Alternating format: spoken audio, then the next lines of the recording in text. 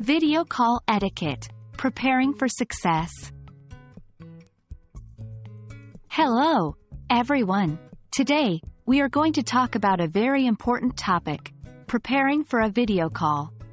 In this digital age, video calls have become a common part of our daily lives, whether for work, school, or socializing. Let's discuss how to make the best impression on these calls. The first thing you need to do when preparing for a video call is to set up your environment. This includes picking a location with good lighting, preferably facing a window or a light source. Also, make sure to choose a quiet and uncluttered space, minimizing distractions not only for you but also for others on the call. Next up is checking your equipment. You should ensure that your device, whether it's a laptop, tablet, or smartphone, is fully charged or plugged in.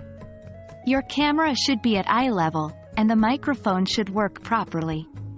Doing a quick test call with a friend or family member can help you spot any technical issues before the actual call.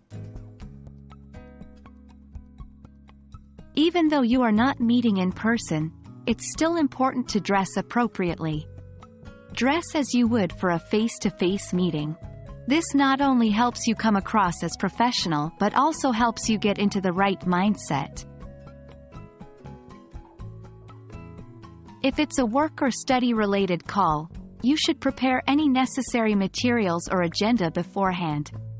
This could be a presentation, documents, or key points you want to discuss. Having these ready will make the call more efficient and productive. Lastly, it's crucial to understand the functions of the video call platform you are using. This includes knowing how to mute and unmute your microphone, turn your camera on and off, share your screen, and use any other important features. This can prevent awkward situations during the call and allow the conversation to flow smoothly. And there you have it. Remember, good preparation leads to a successful video call.